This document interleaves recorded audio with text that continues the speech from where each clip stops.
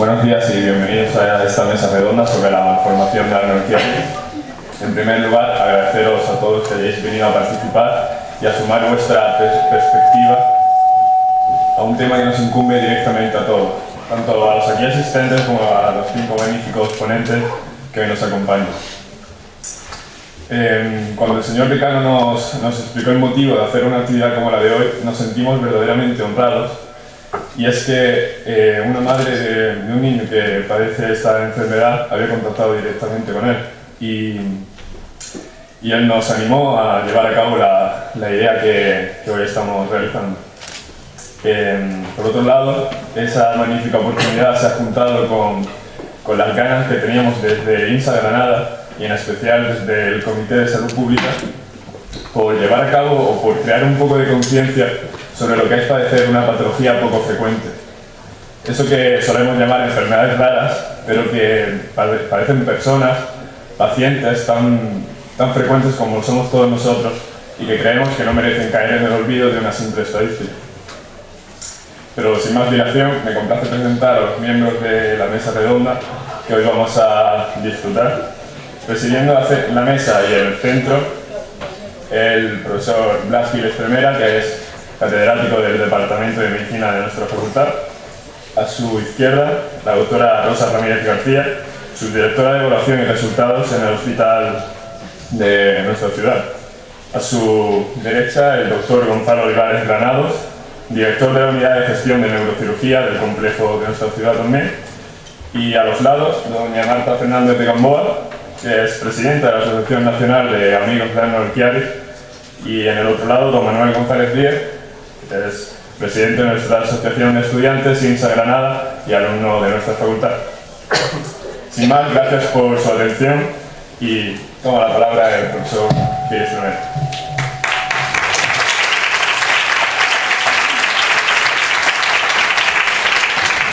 Muy bien, muchas gracias. En primer lugar, agradezco a la invitación que me formuló el señor decano de participar en esta sesión y agradezco también y felicito a los organizadores de la misma. Efectivamente, como se acaba de indicar, esta patología que entra en el capítulo de enfermedades raras, aunque desde el punto de vista lingüístico no es correcto el término de enfermedades raras, tiene que llamarse enfermedades infrecuentes. Pero bueno, esto se ha traducido literalmente del inglés, rare diseases, y raro en español tiene un significado distinto del inglés. Pero bueno, es una enfermedad infrecuente. Y decir que en España, los datos que tenemos ahora globalmente, en este capítulo de este tipo de patología hay aproximadamente 3,5 millones de personas. Es decir, que estamos hablando ya de una cifra muy grande y esto es lo que hace que la importancia de estudiar, de investigar este tipo de enfermedades para tratar de darle solución a estos muchos problemas. Sin más dilación, yo le voy a dar la palabra al primer ponente, que es el doctor Gonzalo Oliveira, como se ha indicado, director de la Unidad de Gestión Clínica de Neurocirugía, que nos va a hablar desde el punto de vista suyo las perspectivas terapéuticas o quirúrgicas de esta enfermedad. Bueno, muchas gracias. Yo también quería comenzar agradeciendo al decano el haber recogido la petición de una familia para hablar de esta enfermedad, podemos decir conjunto de enfermedades, ¿no? Y también a la Asociación de Estudiantes, ¿no? Uno cuando ve familias, estudiantes, iniciativas de este tipo más allá del estudio, ¿no? Pues recuerda temas como la vocación y todo este tipo de aspectos que luego en el día a día del trabajo pues muchas veces uno casi parece que deja al margen, ¿no? Y el sentimiento de ayuda a los demás, ¿no? Yo voy a hablar un poquito de introducción sobre la enfermedad de Chiari, que yo creo que ya conocéis todos, quizás como introducción al plato más fuerte que vendrá detrás, ¿no? Y voy a hablar de aspectos que tienen que ver desde el punto de vista clínico, porque todas las enfermedades, y en este tipo yo creo que en el Chiari quizá podría ser paradigma de esto, no solo hay aspectos clínicos, sino que existen toda una serie de aspectos personales, sociales, económicos, de educación, laborales, que si son, podemos decir, importantes los aspectos clínicos, casi podríamos decir que tienen una mayor relevancia, sobre todo en enfermedades que al final se comportan como enfermedades crónicas, ¿no?, que van acompañando a lo largo de la vida. El otro aspecto yo creo importante es que, aunque yo hable de aspectos clínicos, sobre todo relacionados con la cirugía, en este tipo de enfermedades, y nos sucede en la práctica clínica diaria, lo que siempre predomina es el abordaje multidisciplinar. Que nosotros en la facultad nos enseñan a estudiar asignaturas por separado, pero luego cuando hay que enfrentarse a un paciente hay que enfrentarse en todos esos aspectos a los que antes he hecho mención, ¿no? Y desde el punto de vista clínico pues participan, estamos hablando de neurólogos, neurocirujanos, enfermeros, rehabilitadores, fisioterapeutas y también lógicamente personal no sanitario, ¿no? Bueno, la enfermedad de Chiari, como sabéis, yo creo que la habéis dado ya en clase, ¿no?, pues fue descrita a finales del siglo XIX. En realidad un conjunto, podemos decir, de enfermedades, ¿no?, lo que predomina una malformación que afecta a la unión cráneo-cervical y que tiene que ver también con el probencéfalo, esa parte posterior del encéfalo, ¿no? Y digo un conjunto de enfermedades porque tradicionalmente se ha agrupado aquí distintos tipos de Chiari. Y parece que además estos tipos de Chiari no están relacionados los unos con los otros, ¿no? La forma más frecuente es la que se denomina Chiari tipo 1, que es una forma que decimos que es juvenil porque se suele diagnosticar entre la segunda y la tercera década de la vida y se caracteriza desde el punto de vista radiológico porque hay un descenso de la amígdala cerebelosa más allá del foramen magnum, ¿no? Estábamos hablando antes de la incidencia, ¿no?, que viene a ser aproximadamente entre 1 y 1,5 personas de cada año, ¿no? Es decir, que es relativamente frecuente y además cada vez probablemente la incidencia estamos viendo que es mayor porque existe un acceso por parte de la población a la resonancia magnética que antiguamente pues, no existía, ¿no? Existe otro tipo de Chiari, que es el Chiari tipo 2, en el que ya radiológicamente no solo se observa un descenso de la amígdala, sino que existe un descenso también pues, del vermis cerebeloso, existe un descenso también del tronco del encéfalo y del cuarto ventrículo, y que es una forma que podemos decir, tradicionalmente se ha dicho infantil, que se relaciona siempre, casi siempre, con hidrocefalia y con el mielo meningocele, ¿no? Y luego se han descrito dentro del grupo de Chiari otros dos grupos, el Chiari tipo 3, que en realidad es un encefalocele, un problema en la constitución de la fosa posterior, con una herniación del contenido de la fosa posterior, que podemos decir casi incompatible con la vida en muy pocos casos, ¿no? Y luego el Chiari tipo 4, que en realidad es una hipoplasia del cerebro, ¿no? Pero bueno, lo que predomina más en la población es el Chiari tipo 1 y yo creo que podemos decir el problema de salud que nos encontramos con una mayor frecuencia, ¿no? Cuando se habla de Chiari tipo 1, entonces uno piensa siempre en la imagen de resonancia magnética y en el descenso de la amígdala cerebelosa, pero en realidad podemos decir que este no es el hecho más importante. El Chiari tipo 1, desde el punto de vista fisiopatológico, aunque se habla de que hay una fosa posterior que es pequeña y por eso se produce ese descenso, quizá lo que traduce es un trastorno en la dinámica del líquido cefalorraquídeo, ¿no? Y esto es importante porque cuando se habla de criterios radiológicos, al final se habla un poco de criterios estadísticos, ¿no?, de sensibilidad y de especificidad, es decir, donde uno pone el corte, ¿no?, y lo que hace es, bueno, busca la distribución normal, ¿no?, y dice, bueno, por estos casos parece que a partir de aquí podemos decir que es patológico, ¿no? Y bueno, pues se ha hablado de distintos tipos de descenso, 3 milímetros y 5 milímetros, que es lo que suele ser más aceptado. Cuanto menos milímetros, mayor sensibilidad, pero lógicamente menor especificidad, ¿no? Pero es un criterio radiológico. En realidad el diagnóstico se fundamenta fundamentalmente en criterios clínicos, como ya he dicho. Incluso podemos encontrarnos con pacientes que tengan un Chiari sin que se aprecie que hay un descenso amigdalar. Esto algunos autores lo han llamado Chiari tipo 0, ¿no? Entonces los trastornos de la dinámica del líquido son muy frecuentes y hay un porcentaje importante de pacientes, entre un 35 y un 70%, porque lo que se observa es un acúmulo de líquido en el interior de la médula, lo que nosotros llamamos una siringomielia, ¿no? Y aproximadamente un 10% de los pacientes pues, presentan un hidrocefalia. Entonces, cuando hablamos de la clínica que está relacionado con esto, pues bueno, hay alguna clínica que se debe a esa dinámica de líquido y por eso pues, se presenta con mucha frecuencia la cefalea, que la cefalea quizás sea el síntoma que los pacientes presentan con una mayor frecuencia, que suele tener una serie de características, ¿no? Por el compromiso de espacio suele ser una cefalea que se incrementa con la tos y con la maniobra de Valsalva, ¿no? Algunos síntomas están relacionados con la compresión del tronco y de las vías largas, ¿no? Entonces son pacientes que presentan debilidad muscular, alteraciones de la sensibilidad, y de otros haces, por ejemplo, espinocerebelosos, con atasia, etc., ¿no? Esto puede ir desde sintomatología, podemos decir, algo difícil de evidenciar en la clínica, hasta auténticos grados de atrofia muscular, ¿no? En algunas ocasiones nos encontramos signos que tienen que ver también con la compresión del tronco, pero con la salida de los pares craneales, ¿no? Y, por ejemplo, es muy frecuente, no ya como síntomas, sino como signo, la presencia de nistagmus, ¿no? O hay pacientes que se quejan de tinnitus, ¿no? De ruido, etc., ¿no? Claro, cuando en la consulta se te presenta un paciente que tiene la clínica típica de la cefalea, la exploración además de esto, que tiene un nistagmus, que tiene una afectación de vías largas, pues el diagnóstico es sencillo. Pero cuando junto a la cefalea, y que a lo mejor no guarda las características típicas, aparecen otro tipo de síntomas, como sensación de mareo, como tinnitus, que probablemente pueden estar relacionados con el Chiari, pues el diagnóstico se hace mucho más complejo.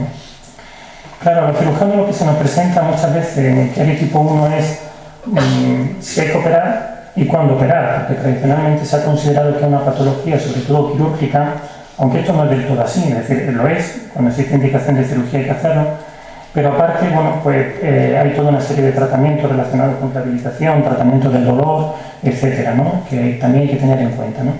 Pero bueno, cuando se habla de cirugía, claro, uno se pregunta muchas veces cuánto hay que operar, ¿no? Teniendo en cuenta que hasta un 15 o un 30% de la población tiene un descenso de la amígdala por debajo del foramen humano de esos 5 milímetros, sin embargo no presenta clínica ninguna, ¿no? Entonces la tendencia actual suele ser cuando se presentan pacientes que son asintomáticos, es decir, que no tienen clínica y lo único que se ve es el hallazgo radiológico, que esto cada vez hace las resonancias por más causas y te lo encuentras con mucha frecuencia en la consulta, suele ser el no operar, ¿no? Y sin embargo, si se presenta sintomatología, que consideramos que es más o menos compatible con el cuadro clínico y existen también los hallazgos radiológicos, es decir, los pacientes sintomáticos, la tendencia debe ser a la de operar. Además, hay algunos estudios que dicen que cuanto antes, mejor. Hay algunos estudios que señalan que la intervención debe realizarse incluso antes de los 2 años. Un caso particular lo constituye los niños, porque en los niños a veces operamos incluso sin que haya todavía una sintomatología, en el caso de que se presente siringomielia. Es decir, cuando se presenta en la resonancia magnética, aparte del descenso amidalar, a pesar de que el niño no tenga clínica, una siringomielia, que generalmente o en muchos casos se relaciona también con una escoliosis, ¿no? Pues se suele plantear la intervención quirúrgica a pesar de que el niño tenga poca clínica en ese momento. En el caso del adulto, si está sintomático, varía. Hay algunos autores que prefieren plantear ya la intervención quirúrgica, probablemente hay que plantearle que sea el paciente quien decida a partir de los beneficios reales de la intervención, y hay otros que sin embargo, si consideran que la situación está estabilizada, hacen un control y un seguimiento tanto clínico como por imagen. Y el otro tema a plantearse es qué tipo de intervención. Cuando lo que existe es un predominio de la hidrocefalia, pues casi siempre pues se trata de hidrocefalia. Tradicionalmente lo hemos hecho con derivaciones ventrículo-peritoneales, en las que yo personalmente pues sigo confiando porque quizá tenemos más experiencia en cuanto a la resolución de la siringomielia, pero cada vez más hay más evidencia sobre el uso de la ventriculostomía endoscópica, que se trata de hacer un camino, podríamos decir, al drenaje del líquido, sobre todo en aquellos casos en los que se ve que el volumen cerebeloso aparentemente no está aumentado, que no hay tanto compromiso de espacio, ¿no? Y sobre la intervención quirúrgica en sí, ya finalizo, pues básicamente consiste en descomprimir la fosa posterior o remodelar esa fosa posterior, es lo que nosotros llamamos una craniectomía suboccipital, ¿no? Y la verdad es que los resultados suelen ser buenos en cuanto al control de la clínica, con un 70-80% de los pacientes que pueden responder, pero depende lógicamente de cómo esté esa clínica, de la cronicidad de esa clínica, de cuándo se haya atendido el caso, ¿no? Ahí hay debates sobre si solo quitar el hueso, sobre si abrir la dura, sobre si en lugar, aparte de la dura, poner un parche de la dura. Y no hay evidencia científica sobre qué es mejor hacer en un caso que en otro. Parece que algunas cosas tienen ventajas sobre las otras, ¿no? Si quitamos solo el hueso y hacemos una descompresión sin apertura de la dura, parece que la posibilidad de que exista una recidiva, una necesidad de intervenir es mayor. Se produce un fracaso en el 20% de los casos. Y sin embargo, si abrimos la dura con duroplastia, parece que la respuesta es mejor, pero se asocia con un mayor número de complicaciones, sobre todo relacionadas con el líquido cefalorraquídeo, con la fístula de líquido cefalorraquídeo. Y ya está. Yo creo que puede servir como introducción.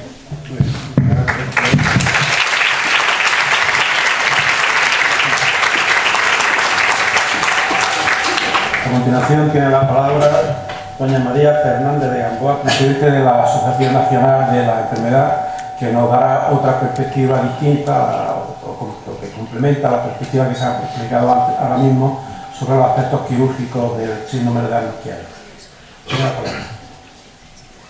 Buenos días.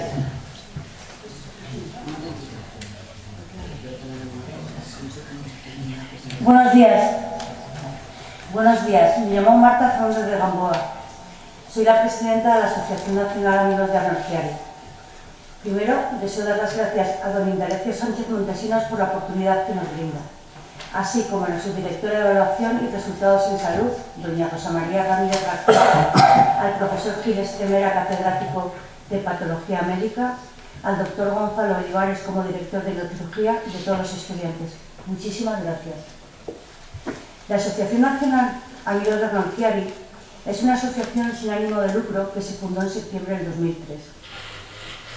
Como asociación y bajo una visión holística de los afectados, ofrece aliviar los problemas, defender los derechos de los afectados, promover nuestra presencia entre ámbitos médicos y creando foros y congresos para dar mayor información sobre la Down-Chiari, cooperar y promover la investigación científica y el aumento de información en los departamentos de ayuda sociales. Dentro de la Down-Chiari hemos reflejado unos nuevos tipos que son en la clasificación, que son el 0 y el 1,5. Además, se han detectado agregaciones familiares principalmente en Galicia y en Andalucía. Y nos han reportado 3 casos de gemelos homocigotos con malformación de Chiari tipo 1, lo que ha llevado a fortalecer la hipótesis de la etiología genética. Nuestra aportación psicológica a los afectados ayuda a disminuir la ansiedad y depresión. Por otra parte, hemos comprobado que la información que les ofrecemos sobre la enfermedad y los centros de referencia de expertos tiene un impacto positivo en el éxito del tratamiento. La promoción de encuentros entre afectados y la retroalimentación de experiencias aumenta el refuerzo positivo en momentos difíciles y disminuye el aislamiento social y familiar. Tenemos mucho camino que andar y necesitamos soluciones. El desconocimiento de esta enfermedad hace que no se realizan todas las pruebas necesarias y tardamos una media de 8 años en conseguir un diagnóstico, lo que conlleva un peregrinaje médico importante. Una vez obtenido el diagnóstico, no se deriva al paciente a centros especializados de referencia, existiendo, llegando en algunos casos a sufrir daños iatrogénicos e incomprensión familiar y social. Por ejemplo, les presento un caso clínico de una mujer de 47 años que presentaba malformación de Charnera, hospitalización del atlas e impresión basilar con 19 milímetros de descenso de las amígdalas cerebelosas y que fue diagnosticada por un neurólogo de un hospital de Madrid por hipocondría. Diagnóstico que fue corregido en el CESUR tras su estudio por un neurocirujano experto en dichas patologías. Continuamente nos consideran hipocondríacos.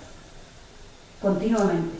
Y eso hace mucho daño al paciente y a la familia que no nos cree. A esto se suma que tenemos conocimientos de otras técnicas quirúrgicas que no se están aplicando en la seguridad social y que tampoco están avaladas por la Sociedad Española de Neurocirugía, generando así gran confusión en los afectados a la hora de decidir la técnica quirúrgica adecuada. Estas son las pruebas diagnósticas necesarias según el protocolo realizado por el CESUR Hospital Valle d'Hebron de Barcelona. Generalmente, en el resto de España, solamente se realizan las marcadas en blanco.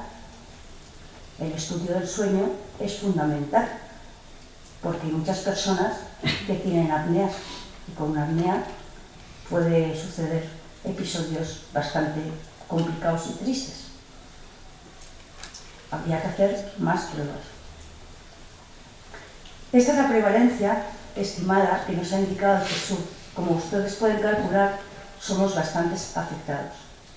y estamos hablando solamente de la malformación de Chiari tipo 1. El Arnold Chiari puede producir dolor, problemas físicos, psicológicos y cognitivos.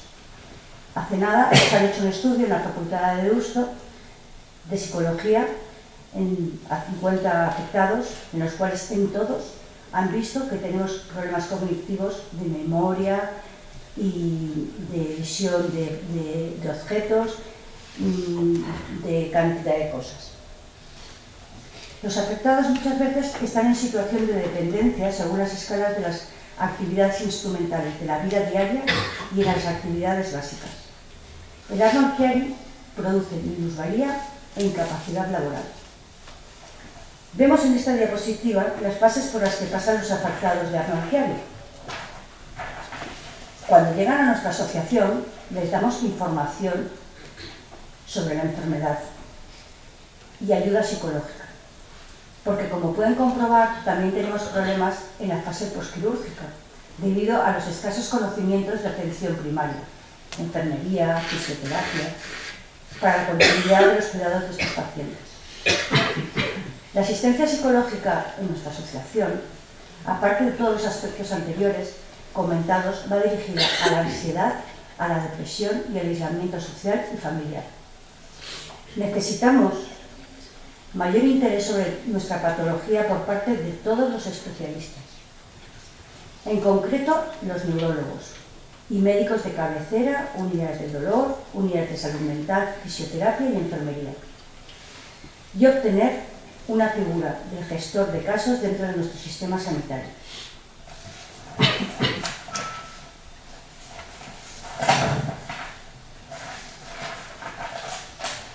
La falta de derivación de los pacientes entre comunidades y dentro de las mismas comunidades a otras provincias retrasa los tratamientos quirúrgicos y aumenta los daños degenerativos de los afectados.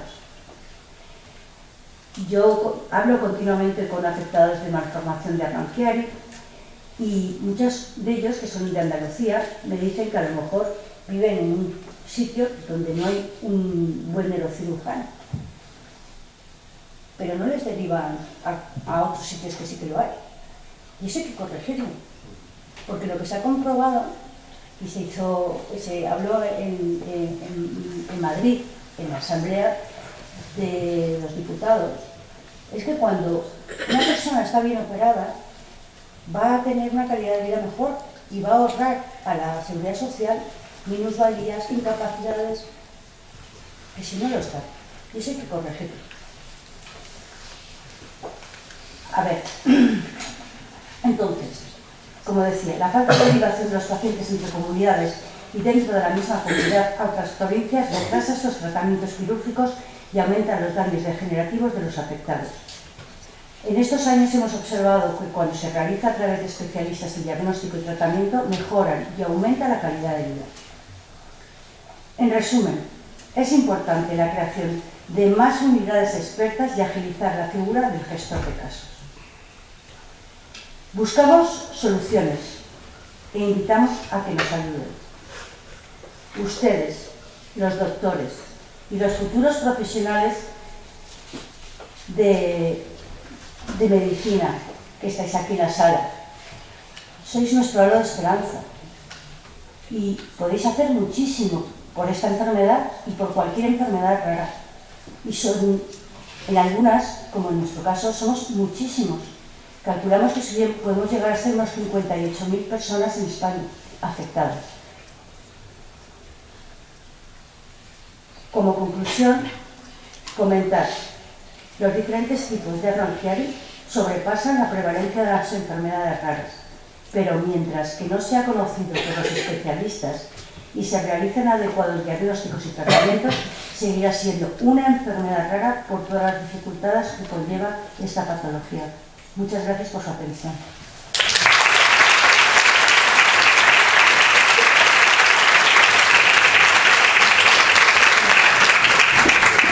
Muchas gracias por su exposición tan clara y tan meridiana sobre este aspecto tan importante.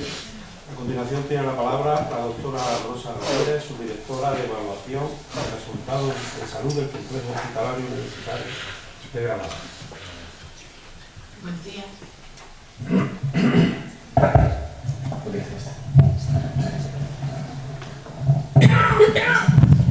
Buenos días.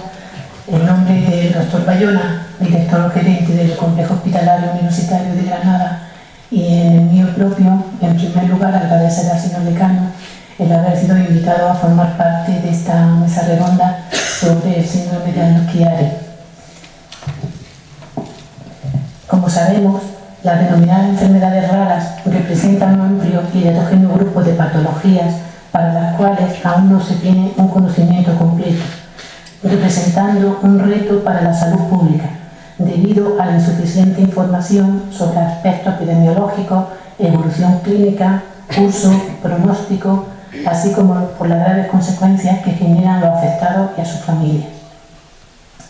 Este grupo de enfermedades, por su tendencia a la cronicidad y la discapacidad, limitan la calidad de vida de las personas afectadas, así como la de su entorno, siendo además muy elevados los costes de su tratamiento. La escasa existencia de terapias curativas, la compleja accesibilidad a la atención sanitaria y la necesidad de abordajes integrales provocan en muchas ocasiones situaciones de inequidad. Por otro lado, su baja frecuencia, así como la dispersión geográfica de los pacientes, entre otros motivos, dificultan la investigación de las mismas. En la Unión Europea afectan, según algunas estadísticas, a 5 de cada 10.000 personas, manifestándose en cualquier etapa de la vida. Existen entre 5.000 y 7.000 enfermedades raras distintas, de las cuales el 65% son graves e invalidantes. En España, la Red Epidemiológica de Investigación de Enfermedades Raras elaboró una lista de estas enfermedades para alcanzar una aproximación a la prevalencia y mortalidad de las mismas basada en los códigos CIE-9. El Plan Nacional Francés de Enfermedades Raras presenta datos epidemiológicos generales basados en una definición de partida de enfermedades raras similar a la de nuestro ámbito, que establece como prevalencia de la población general un caso por cada 2.000 habitantes, extrapolándolo en un 6 a un 8% la población total afectada por esta patología y estableciendo un número aproximado de más de 7.000 enfermedades raras, de las cuales un 80% serían de origen genético. En Andalucía, la estimación de la prevalencia y otros aspectos epidemiológicos de las distintas enfermedades raras se obtienen a partir de la información contenida en la publicación Enfermedades Raras en Andalucía, editada en 2003 y 2006 por la Consejería de Salud.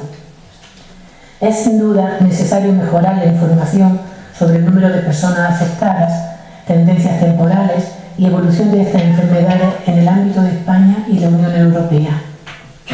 Son enfermedades dispares desde el punto de vista clínico-etiológico, grado de afectación y pronóstico, que generan, sin embargo, necesidades comunes asistenciales, terapéuticas, sociales y económicas, al tiempo que exigen una respuesta integrada. Existen muchas lagunas en su conocimiento epidemiológico y la relativa baja frecuencia de presentación ha hecho que históricamente hayan resultado relegadas desde el punto de vista de los sistemas de información sanitaria. Es necesario el desarrollo de sistemas de información que permitan analizar los principales problemas de estas patologías, su distribución espacial, sus factores de riesgo y sus determinantes. Los indicadores epidemiológicos clásicos de incidencia y prevalencia necesitan ser completados con otra información sobre otros aspectos importantes como la accesibilidad a los servicios, a tratamientos o la calidad de vida relacionada con la salud y grado de dependencia de estos enfermos, para facilitar información de interés tanto desde el punto de vista clínico como para la salud pública. Dada la complejidad de la asistencia de estas enfermedades ya mencionadas de forma breve anteriormente, el Plan de Atención de Andalucía para personas afectadas por enfermedades raras ha planteado la asistencia de estos pacientes en unidades de referencia, en los que es más eficiente agrupar a profesionales de alto nivel de formación para que actúen como apoyo al diagnóstico, al tratamiento más idóneo y en general para que actúen como consultoras de las unidades clínicas que atienden de forma más próxima y cotidiana a los pacientes. Dentro de este amplio capítulo al que estamos haciendo referencia se encarna el síndrome de Arnold-Chiari. Como sabemos, se trata de una malformación congénita del sistema nervioso central localizada en la fosa posterior o base del cerebro, cuya presentación aparece aislada o asociada a otras malformaciones del cerebro y de la médula espinal.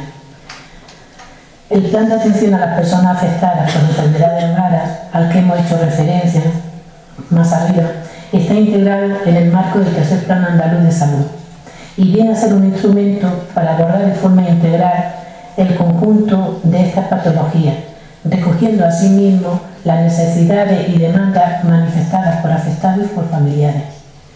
Mediante distintas asociaciones, a través de la Federación Española de Enfermedades Raras, la opinión de profesionales expertos y la información aportada por la red de investigación de enfermedades raras. Aunque son necesarios más esfuerzos en la atención integral de estas enfermedades, algunos pasos ya se han dado por parte de las distintas administraciones. En esta línea podemos señalar la decisión 1295 del Parlamento Europeo y el Consejo, en el que se aprobó el Programa de Acción Comunitaria sobre las enfermedades poco comunes en el ámbito de la salud pública para el periodo 1999-2003.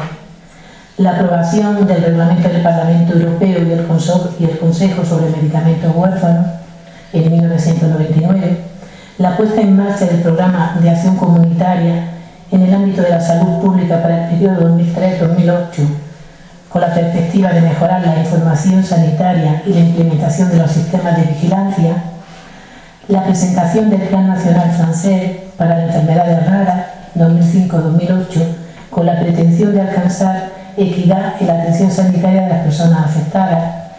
En nuestro marco nacional podemos mencionar la labor llevada a cabo por el Instituto de Investigación de Enfermedades Raras del Instituto de Salud Carlos III para coordinar las acciones de las 12 redes de investigación en enfermedades raras, aprobada bajo el marco de las redes temáticas de investigación cooperativa.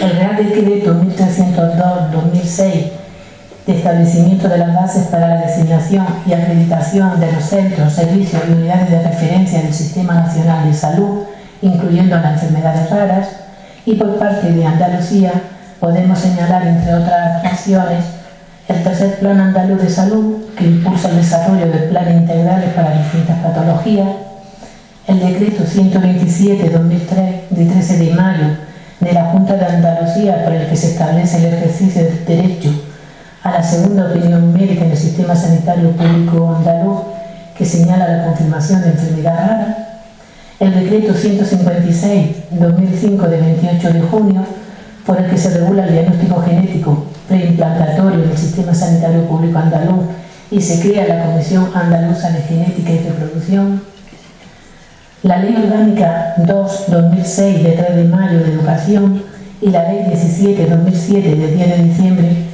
de Educación en Andalucía son instrumentos para garantizar la equidad de todo el alumnado a través del acceso y la permanencia en el sistema educativo basado en el principio de inclusión.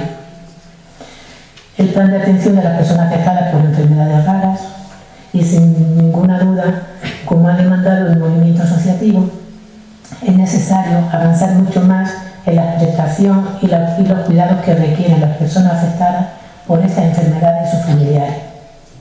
Facilitar el acceso a los servicios sociales, sanitarios y a la dispensación farmacéutica son elementos imprescindibles, así como implementar el apoyo al movimiento asociativo, al tiempo que se fomenta la formación de los profesionales en este campo de la asistencia sanitaria y de la investigación. Muchas gracias por su atención.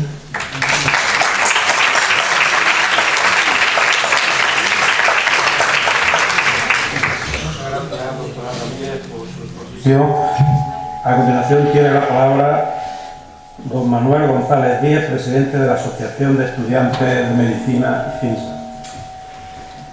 Bueno, en primer lugar, buenos días. Me alegra mucho ver la sala tan llena.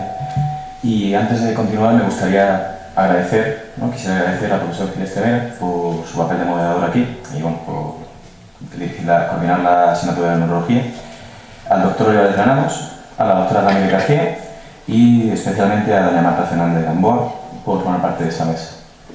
Y sobre todo quiero agradeceros a vosotros que estéis aquí en el público, que hayáis venido, porque al final la actividad surgió para que esa enfermedad, que como ahora abordaré, no debería ser rara en el sentido precisamente español de la palabra, es decir, no debería ser poco conocida, porque es bastante prevalente. De hecho, ahora hablo un poquito de ello, pero es bastante más prevalente de lo que yo esperaba en un principio, se conozca, ¿vale? Y sobre todo nosotros, y esto ya, discúlpenme los que no sean estudiantes de medicina, pero me gustaría decir a mis compañeros, nosotros, que entiendo que por supuesto, o sea, la carrera son 6 años, tienes X tiempo para X enfermedades, y eso es verdad, no caigamos de todas maneras en el error de no conocer una enfermedad que realmente es eso, es que al final puede que te la encuentres.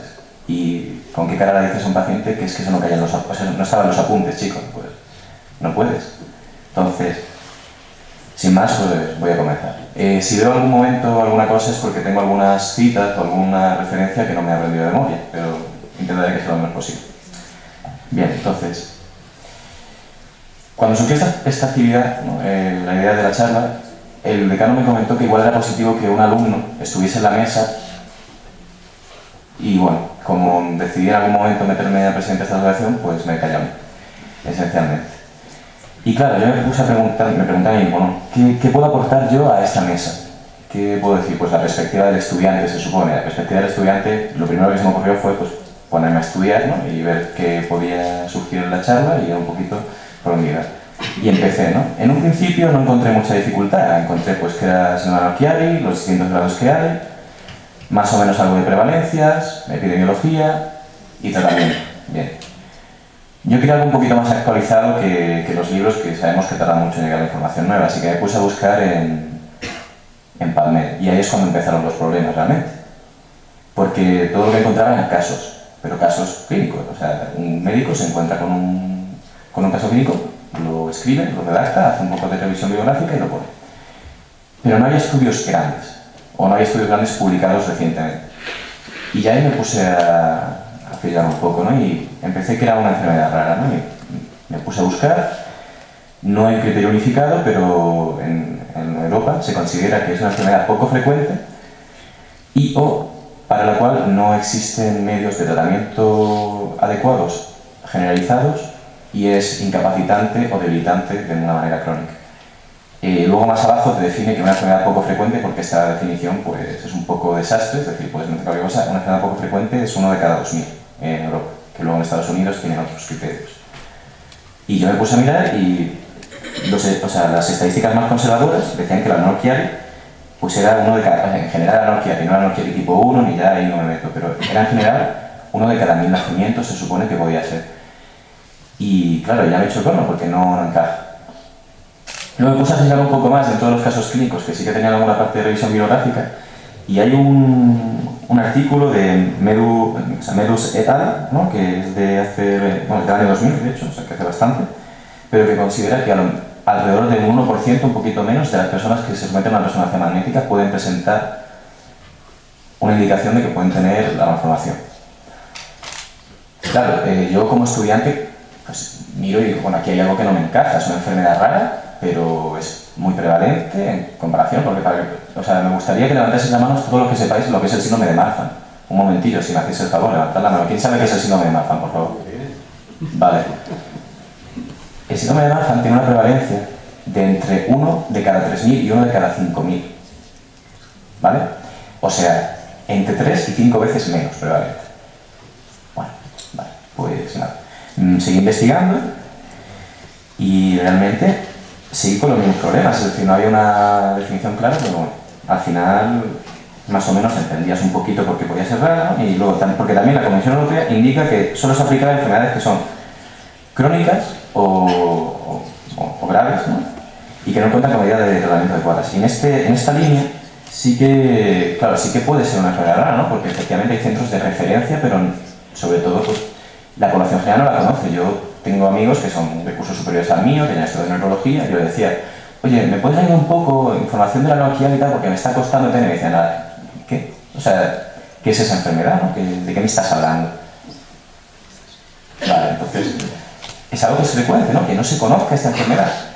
Y ahí ya el problema, porque al final la enfermedad rara no es en este caso, por supuesto hay enfermedades raras que efectivamente son muy infrecuentes y que la mayor parte de nosotros no vamos a ver en la clínica, pero nosotros vamos a ser médicos generales y tenemos que saber distinguir y ser críticos y ver que hay enfermedades raras que son enfermedades raras porque son poco prevalentes y hay enfermedades raras que son raras porque no las conocemos. Ya está, no tiene más, es decir, hay gente que tiene una enfermedad por la calle y tú no conoces. Y eso me parece que eso sí es una cosa grave, porque en el momento en el que el paciente te viene con una enfermedad que tú no conoces, el paciente tiene un problema pero tú tienes otro, porque no estás haciendo lo que tienes que hacer. En mi opinión, por supuesto, o sea, yo aquí no pretendo hablar en nombre de nadie, de hecho quiero hacer esto breve para que luego todos podamos participar y podáis hablar vosotros, pero quiero decir, aún así, el tratamiento quirúrgico, por lo que he visto, seguramente el doctor Olivera me podrá corregir muchísimo, y ya digo, cualquier burrada que diga, por favor, corríjanme, pero por lo visto, el abordaje quirúrgico es bastante efectivo, tanto así que un 92% de... Bueno, hay estadísticas que sugieren, ¿no? Que yo todo saco de estudios, entonces, pues, que hasta un 92% en infantes y un 88% de adultos, que es verdad que parece que es menos frecuente en el sistema de cirugía, pero aún así son porcentajes de éxito bastante altos, ¿no?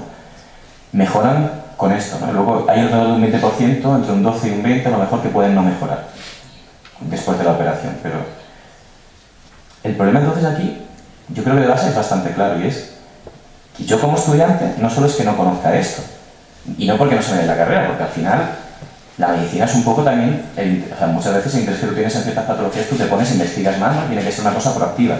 Es el hecho de que no tengo acceso a información clara porque no se está investigando, ya ahí podríamos meternos en lo de las enfermedades huérfanas y medicamentos huérfanos, si es rentable o no, pero el caso es que no se conoce, y eso es una patología que es eso, que estadísticamente no debería estar per se en el cajón de las enfermedades frecuentes. Entonces, pues, ¿qué hace que esto sea raro? ¿El desconocimiento que tenemos? Pues sí, yo creo que sí, la verdad es que sí. Yo antes de que me comentasen esta charla, yo me podía sonar a la noche a lo mejor haberlo estudiado de pasada, en bases de la medicina, o haberlo leído, porque a mí me gustan las neurociencias y tal, pero nunca me había molestado en buscarlo, y es una cosa que es vergonzosa. Y es eso, simplemente quería dejar claro esto. Hay enfermedades que sí que son estadísticamente raras, y esas se tienen que abordar, que creo que es un motivo para otra charla, ¿no? Pero no para aquí. Pero quiero dejar claro que esta enfermedad, y en general, yo creo que habrá muchas más, que son raras porque no las hemos estudiado, porque no las hemos conocido y porque no se están investigando, por los motivos que sean, y habría que analizarlos en profundidad. Y me gustaría que entrásemos ahora un poco en esa charla. Y simplemente quedarnos con esto, porque al final esto es lo básico, ¿no? Es lo que nos van diciendo desde primero de carrera, y creo que se han dicho todos los médicos desde que Aristóteles lo escribió, y es que no hay enfermedades sino enfermos. Y hasta aquí, muchas gracias.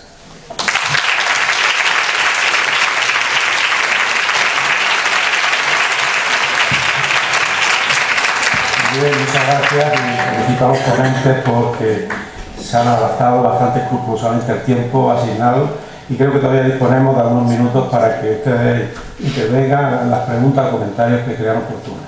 Así que ustedes tienen la palabra. Sí, adelante.